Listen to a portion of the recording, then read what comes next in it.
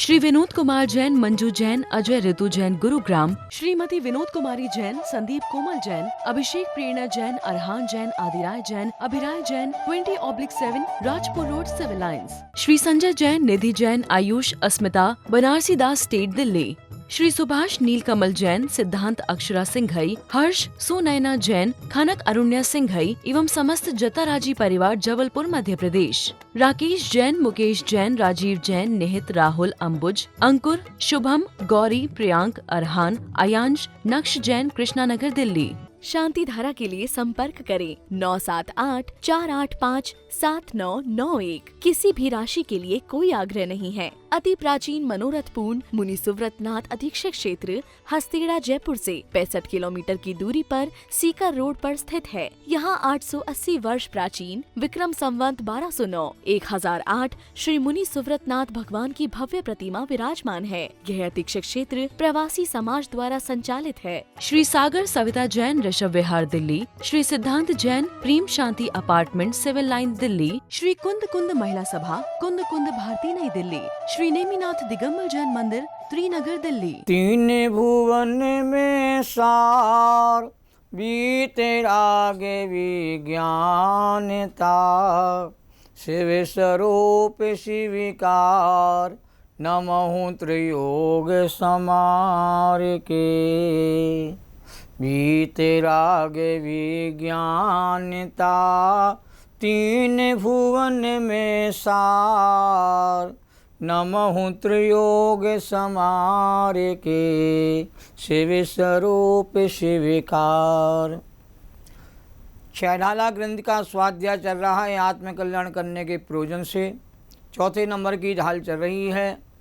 आज छंद नंबर 8 की चर्चा प्रारंभ होने वाली है। 8वें नंबर के छंद में सम्यक ज्ञान का महत्व बताया है और विषय चाय रोकने की शिक्षा यहाँ प्रदान की है कि सम्यक ज्ञान की महिमा को गणधर भी गाने में समर्थ नहीं है। सम्यक ज्ञान से ही आत्मज्ञान का उदय होता है और आत्मज्ञान से केवल ज्ञान की प्राप्ति होती है और केवल ज्ञान से ये जीव कहते हैं मोक्ष को प्राप्त हो जा, सिद्ध अवस्था को प्राप्त हो जाता है। तो विषयों की चाह में डूबा रहेगा तो सम्यक ज्ञान कैसे होगा। इसलिए विषयों की चाह की कामना तो छोड़ना पड़ेगी। अनादिकाल से विषयों को बहुत बार कहते भोगा है, पर भोगों को भोग करके कोई सुख ही नहीं हुआ है। यह बात भी जिनवाणी की समझना होगी। छंद इस प्रकार है। जे पूरब शिव गए, जाहि अरु आगे जे हैं, सो सब महिमा ज्ञान तनि मुनिनाथ कहे हैं। विषय चाहे दवेदाय, जगत जन अरनि दझावे, तासु पाए न आन, ज्ञान घन घान बुझावे। ये चौथे नंबर की ढाल का 8वें नंबर का छंद है। बड़ा मार्मिक छंद है, बहुत अच्छी प्रेरणा दी है। इसका अर्थ इस प्रकार है। पूरा माने पहले, जे माने जो, जीव, शिव माने मोक्ष को गए हैं या जा चुके हैं, अब माने अभी जा रहे हैं, अरु माने और आगे माने भविष्य में, जो कहते हैं जे हैं माने जाएंगे। मुनिनाथ, कौन है मुनिनाथ? जो मुनियों के नाथ ऐसे जिन परमात्मा हैं, जो गणधर देव हैं। उन्होंने क्या कहा है कि सब ज्ञान की महिमा है। ज्ञान से ही जीव कहते हैं मोक्ष को प्राप्त करते हैं और ज्ञान से ही जीव मोक्ष की प्राप्ति अनादिकाल से कर रहे हैं। तो मुनियों के नाथ कहते जिन भगवान ने, गणधर देव ने यही बात हमारे सामने कहते कही है। इसलिए समझें कि जो जी मोक्ष जा रहे हैं, जाएंगे, गए हैं, जाने वाले हैं, वो सब सम्यक ज्ञान की ही कहते महिमा है। अब इतनी दृढ़ता से दौलत राम जी ने जो बात कही है, वो दृढ़ता को कहते हमें समझने की आवश्यकता है।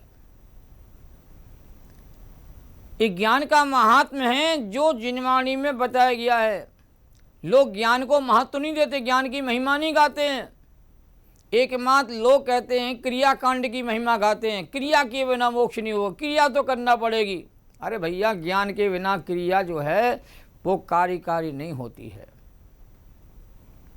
सम्यक दर्शन सम्यक ज्ञान के साथ जो क्रिया की जाती है वो जीव के लिए कार्यकारी होती है। ज्ञान क्रियाभ्याम मोक्षा, ये कहा हुआ है हमारे आचार्यों ने राजवार्तिक आदि ग्रंथों में।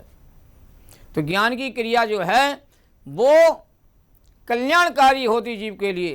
तो ऐसा महिमा सम्यक ज्ञान की है, सम्यक ज्ञान का प्रभाव है।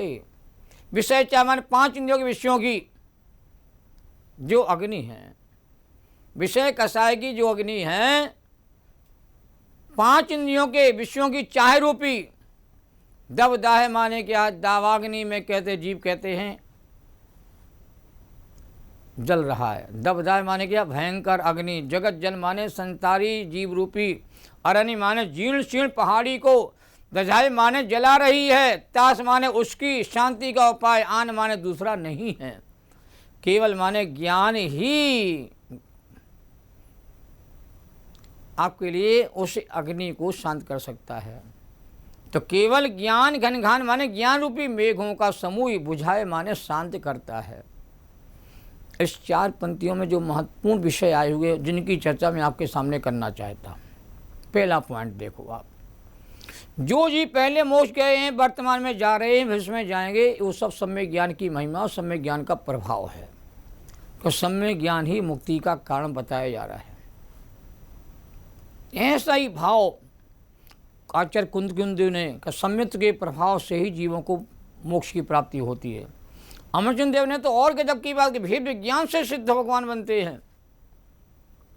सम्यक ज्ञान की महिमा अचिंत्य है, उसकी सामर्थ्य अलौकिक है। और सम्यक ज्ञान की महिमा मुनियों के स्वामी तीर्थंकर परम देव ने कहते हैं उस महिमा को कहते गाया है, और गणधरों ने भी कहते हैं ज्ञान की महिमा से कहते हैं परिचित कराया है। तो तीर्थंकर परमात्मा ने दिव्य ध्वनि में बात कही है कि ज्ञान से मुक्ति मिलेगी। अब आपके सामने तीसरा पॉइंट आने वाला है जो बहुत महत्वपूर्ण है। सम्यक ज्ञान के अभाव में आत्मज्ञान नहीं हो सकता, और आत्मज्ञान के अभाव में आत्मीयता न होने कारण से किसी को भी मोक्ष नहीं हुआ, न किसी को मोक्ष हो सकता है। चौथा पॉइंट देखें आप, सम्यक ज्ञान की प्रमुखता से यहाँ ज्ञान की महिमा का गुणगान किया गया है। ये विशेष समझना है। मुक्ति तो रत्नत्रय की पूर्णता से होती है। मुक्ति का जो कारण है सम्यक दर्शन ज्ञान चात्राणी मोक्ष मार्ग का, सम्यक दर्शन सम्यक ज्ञान सम्यक चार तीनों की एकता समग्रता से मोक्ष मार्ग प्रारंभ होता है। पर यहाँ ज्ञान की मुक्तता से कथन किया जा रहा है। देखो, जहाँ जिसकी मुक्तता होती है उससे ही कथन किया जाता है। जहाँ जिसका प्रसंग चल रहा होता है उसका ही गुणगान किया जाता है। जब सम्यक दर्शन की मुक्तता हो तो सम्यक दर्शन की ही महिमा गाई जाती है, और जहाँ सम्यक चात्र की मुक्तता हो वहाँ सम्यक चात्र बिना मोक्ष नहीं मिलता है, ऐसा विवेचन किया जाता है। जिनवाणी है, जिनवाणी चारों नियोगों से कथन करती है। कभी ज्ञान की मुक्तता दिखाती है, कभी दर्शन की मुक्तता दिखाती है, कभी चात्र की मुक्तता दिखाती है। कहीं कहेंगे दर्शन मूल धम्मो, कहीं कहेंगे मनुष्य के लिए ज्ञान ही सारभूत है और कुछ भी सारभूत नहीं है कहेंगे। कहीं चार्तम खलु धम्मो, चार्थ ही साक्षात धर्म ये कहेंगे। जहाँ जैसा प्रसंग होता है वैसा वहाँ वर्णन किया जाता है। पर ध्यान रखना, सम्यक दर्शन सम्यक ज्ञान सम्यक तीनों अभिन्न होते हैं, और तीनों की एकता से समग्रता से मोक्ष मार्ग की सिद्धि होती है। और मोक्ष मार्ग की पूर्णता भी क्रम से होती है। पहले सम्यक दर्शन की पूर्णता होती है, पर सम्यक ज्ञान की पूर्णता होती है, उसके बाद सम्यक चात्र की पूर्णता होती है। ये तीनों एक साथ पूर्ण नहीं होते हैं, क्रम क्रम से पूर्णता को प्राप्त होते हैं। और तीनों की पूर्णता जब 14वें गुणस्थान के अंत में हो जाती, जब जीव मोक्ष को प्राप्त करता है, चात्र की पूर्णता 14वें गुणस्थान के अंत में होती है, और ज्ञान की पूर्णता कहते 12वें गुणस्थान के बाद 13वें गुणस्थान में कहते हो जाती है। और तीनों की पूर्णता जब हो जाती है तो मोक्ष की उपलब्धि जीव को हो जाती है। देखो, लोक में भी जिसकी शादी होती है उसी के गीत परिवार में कहते हैं गाए जाते हैं। जिसकी शादी उसी के गीत, घर में बड़े बुजुर्ग लोग बैठे हुए हैं उनके गीत नहीं गाए जाएंगे। जिसकी शादी होगी उसके गीत गाए जाएंगे। ऐसे सम्यक ज्ञान का यहाँ प्रसंग चल रहा है, तो सम्यक ज्ञान की महिमा बताई जाएगी और सम्यक ज्ञान को मोक्ष का प्रदाता बताया जाएगा। जब सम्यसन का महत्व आता है तो कहते हैं 3 लोग 3 काल में सम्यक के समान कोई कल्याण करने वाला नहीं, ऐसा कहा जाएगा। जब चात्य का प्रसंग आएगा तो सम्यक चात्य के धारण किए बिना किसी को मोक्ष नहीं होता, ये कथन किया जाएगा। ये कथन करने की शैलियाँ हैं, इनको समझना पड़ेगा। और तीनों परस्पर में एक दूसरे के कारण होते हैं। सम्यक ज्ञान को बीच में रखा है। पहले नंबर सम्यसन, उसके बाद सम्यक ज्ञान, फिर सम्यक चात्य। सम्यक ज्ञान से सम्यक दर्शन भी शोभा को प्राप्त हुआ। सम्यक ज्ञान से ही सम्यक चात्य की प्रक्रिया प्राप्त होती है। स्वयं को जानना सम्यक ज्ञान है, स्वयं को जानते रहना सम्यक चात्य है। और स्वयं को जानकर स्वयं की रुचि हो जाना, इसका नाम सम्यक दर्शन है। तुम आत्मरुचि, आत्मज्ञान और आत्मलीनता ही रत्नत्रय कहा जाता है। रत्नत्रय ही साक्षात मुक्ति का कहते कारण कहा गया है। तो विषयों की चाह एक जलती हुई आग की तरह है, जो संसारी प्राणियों को कहते हैं दुख देती है। जिस प्रकार दावानल अग्नि में बड़े बड़े जंगल कहते हैं नष्ट हो जाते हैं। जब जंगल में आग लग जाती है तो सारा जंगल स्वाह हो जाता है, नष्ट हो जाता है। उसी प्रकार विषय चाह रूपी दावानल में सारे संसार के प्राणी कहते हैं नष्ट हो जाते हैं। श्री दावाग्नि जो है अंदर में विषय कसाय की जल रही है, उससे हमारी शांति जल जाती है। आत्मा का आनंद हमें को भोगने को नहीं मिल पाता है। ज्ञान की धारा कहते हैं रुक जाती है। इसलिए भोगों के भोगने से कोई सुखी नहीं हुआ। भोग भोगने में अच्छे तो लगते हैं, सुहाते भी है, ऐसा लगता है और आनंद आ रहा है मेरे को, पर वो आनंद की धारा जो भोगों की है वो वास्तव में जीव के लिए घातक है। किसी खुजली हो जाती है ना, खुजाते समय आपको अच्छी लगती है, पर खुजली से वह रोग कहते बढ़ता चला जाता है। तो लिखा भोग बुरे भाव रोग बढ़ा में बैरी हैं जग जी के। ये बैराग भावना हमको पढ़ना चाहिए। चक्रवर्ती को बैराग कैसे हुआ? बजनावी चक्रवर्ती बैरागी कैसे बन गए वो? तो भोगों को बुरा जान करके, और भोग कहते हैं जीव के अंतरंग शत्रु हैं, इसलिए भोगों से उदासीन हो जाओ। भोगों से कोई सुखी नहीं हुआ। पूजा में आप लोग पढ़ते हैं इंद्रिय के भोग मधुर विशेषम लावण्यमयी कंचन काया। ये सब कुछ जड़ की क्रीड़ा है, मैं अब तक जान नहीं पाया। भेद ज्ञान कर नहीं पाया। चेतन की क्रिया चेतन में होती है, जड़ की क्रिया जड़ में होती है। और 5 इंद्रियों के विषय भोग ये पौद्गलिक हैं, इनसे आत्मा का आनंद नहीं आता। भोगते समय तो भोग अच्छे लगते हैं, परंतु ये जीव के आंतरिक जो सुख को वो प्राप्त कराने का कारण नहीं है। और ही पूजा में लिखा है सोचा करता हूँ भोगों से बुझ जाएगी इच्छा ज्वाला। परिणाम निकलता है लेकिन मानो पावक में घी डाला। भोगों को भोगना माने अग्नि में घी डालने जैसा है। भोगों की ज्वाला और कैसे बढ़ती जाती है। तो भैया विषयों की ज्वाला तभी शांत होती है जब जीव ज्ञानामृत का रसपान करता है। जब तक ज्ञानामृत का रसपान नहीं करता है तब तक यह जीव कहते हैं विषयों की ज्वाला में झुलसता हुआ कहते हैं अत्यंत दुखी होता रहता है। और देखो अनादिकाल से जीव को विषयों को भोगने की आदत पड़ी हुई है। और विषय भोगों की सामग्री जहाँ भी दिखाई देती है ना जीव को, वहाँ दौड़ा दौड़ा भागता फिरता रहता है। एक खा लूँ, जब शादी ब्याह के प्रसंग बनते ना, खाने पीने के वहाँ सैकड़ों व्यंजन होते हैं। इसका स्वाद ले लूँ, इसका स्वाद ले लूँ, सबका स्वाद चक चक कर कहते हैं वो बीमार पड़ जाता है। उल्टी होने लगती है, पेट खराब हो जाता है, डॉक्टर के पास इलाज कराने जाना पड़ता है। क्यों? उन भोगों को, 5 इंद्रियों को, विषयों को, भोगों को भोग करके उसमें सुख की मान्यता तो करता है, पर वो अंत में जीव के लिए सुख देते नहीं हैं, दुखी कर देते, आकुलता बढ़ा देते, बीमार कर देते हैं। जैन धर्म की बिल्कुल सिंपल प्रक्रिया है कि 5 इंद्रियों के विषय भोग तुम्हें जो भोगने को मिल रहे हैं, उन भोगों की सीमा को घटाओ। आशा तृष्णा को घटाना चाहिए। आशा तृष्णा को बढ़ाने से कोई भी कहते हैं मोक्ष मार्ग में प्रवृत्ति नहीं कर पाता है।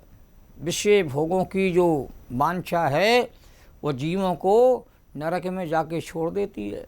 रात्रि का भोजन शरीर के लिए हजारों बीमारियों को लेके आता है। वर्णी जी ने लिखा है और हमारे कहते हैं गांधी जी ने एक अपने प्रैक्टिकल रूप में कहते हैं आत्मकथा लिखा है, जब से मैंने रात्रि भोजन का त्याग किया, जब से मैं स्वस्थ हो गया हूँ, मेरे विचार बदल गए हैं, सात्विक विचार मेरे मन में आने लगे हैं और मैं अब रात्रि भोजन कहते हैं कभी नहीं करता हूँ। बड़े बड़े महापुरुषों ने रात्रि के विषय भोगों का परित्याग किया है और समता का सेवन उन्होंने कहते किया, तब जाकर के उनका जीवन कहते हैं मंगलमय हुआ है। इच्छाओं को शांत करो। विषयों की ज्वाला में जो झुलसने की जो हमारी प्रक्रिया चल रही है, उससे आत्मा कभी कहते हैं अंतरात्मा नहीं बनता और परमात्मा नहीं बनता। और घ्राण इंद्रिय के भोग में ये जो जीव है वो अपने प्राणों की आहुति देते हुए देखने में आते हैं। चक्षुंद्रिय के लोभ में कहते हैं, भौरा कहते हैं, वो अपने प्राणों की आहुति देता है। और कर्णेंद्रिय के लोभ में कहते हिरण भी कहते हैं शिकारी के जाले फंस करके अपने प्राणों की आहुति देता है। और पतंगा भी रूप के लोभ में कहते हैं अपने को समाप्त कर देता है। तो एक एक इंद्रिय के भोगों को भोगने वाले जो जीव होते हैं, जो प्राणों की आहुति दे देते हैं, जो मनुष्य जीव कहते 5 इंद्रियों के भोगों को भोगने के लिए दिन रात झपट्टे मारता रहता है, एक भोग को भोगे तत्काल दूसरे भोगों को पाने के लिए तैयार हो जाता है। एसी में बैठ के ठंडी हवा लूँगा, इस पत्नी का भोग करता है और कहते हैं ठंडा ठंडा गरम गरम कहते हैं मैं भोजन करूँगा, रसंदी का मज़ा लेता है। और कहते हैं सुगंधित वातावरण वहाँ का होना चाहिए। और कहते हैं सेंट भी लगाता है, इत्र भी लगाता है, एक घांधी का भोग करता रहता है। और वहाँ कहते गाने बजते रहते हैं, गानों पर झूमता रहता है, चक्षुंद्रिय का भोग करता है। और कहते कर्णेंद्रिय का भोग भी करता है, अच्छे अच्छे गाने सुन करके उसमें झूमता रहता है। ये 5 इंद्रियों के जो भोग हैं, इनको भोग करके संतुष्टि नहीं होती है और दुखी रहता है जीव, क्योंकि भोगों में सुख नहीं है, भोगों के त्याग में सुख है। इच्छा की पूर्ति में सुख नहीं होता है, इच्छाओं के त्याग में जीव को सुख मिलता है। तो इच्छाओं की पूर्ति में पूरा जीवन लगा देना और ये जीव असंतुष्ट का असंतुष्ट रहेगा, दुखी का दुखी रहेगा। इसलिए हमारे कवि ने कहना पड़ा कि ज्ञान रूपी मेघ की वर्षा होती है तो ये विषय कसाय की अग्नि जो है शांत होती है। जब तक ज्ञान रूपी वर्षा अंदर में नहीं होगी तब तक कहते ज्ञान अमृत का पान नहीं करेगा, रसपान नहीं करेगा, तब तक विषय भोगों की ज्वाला शांत नहीं होती है। सहजानंदी शुद्ध स्वरूपी अविनाशी में आत्मस्वरूप, ज्ञानानंदी पूर्ण निराकुल सदा प्रकाशित चेतन रूप। द्वादशांग जिनवाणी माता को नमन और वंदन। सभी 6 ढाला ग्रंथ को सुने, पढ़े, समझें और विषय कसा की अग्नि को शांत करें, ज्ञान की अमृत धारा को अपने आत्मा में जगाने का प्रयास करें। इसी भावना के साथ अपनी बात को पूर्ण करता हूँ।